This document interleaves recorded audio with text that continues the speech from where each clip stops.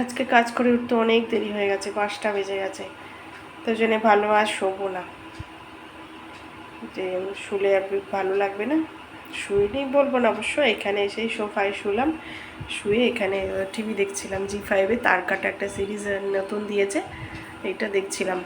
5টা থেকে 6:30 অবধি দেখলাম। দেখে তারপর 6:30টার সময় উঠে সন্ধে দিলাম। সন্ধে দিয়ে বাসন মাজা বাসনগুলো সব উল্টানো ছিল, সেগুলো তুললাম।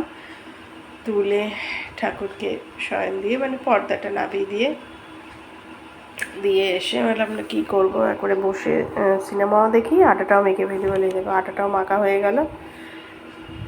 তো এখানে কটা নিচি আছে তোমরা বলো, কে বলতে পারবে? দেখো, আটা মাখা হয়ে গেল। আটা তো মাখতেই হবে, রুটি করতে হবে।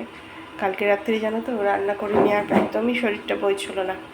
কালকে রাত্রি কী খেয়েছি জানলে তোমরা অবাক হয়ে যাবে। আমাদের এখানে একটা দোকান আছে, আমরা সেই দোকানে কচুরি খাই। সেটা স্বাভাবিক মানে আমরা সকালেই খেয়েছি, তো রাত্রি কোনো দিনই খাইনি।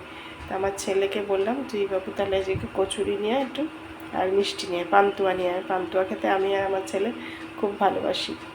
আর পান্তুয়া নিয়ে আর কচুরি নিয়ে রাত্রি আজকে ওইটাই খেয়ে নেবো। আর পারছি না রান্না করতে, কালকে রান্না করতে একদমই ভালো লাগছিলো না, শরীর মানে শুয়েই পড়েছিলাম, একদম শুয়েই ছিলাম।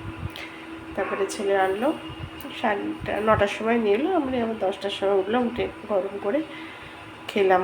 তো কালকে খাওয়া হয়নি রাত্রিরে রুটি, আজকে আবার কি খাবো। বললাম তাহলে আটাটা মেখে নিয়ে বসি, সিনেমাটা দেখি আবার তরকারিটা কি করব, তরকারির চিন্তা। তো আবার আটা মাখা তো হয়ে গেল, আবার আমি সিরিজটা বসে বসে দেখি। ভালোই হচ্ছে সিরিজটা, বেশ নতুনত্ব ভালোই আছে। তো চলো দেখি।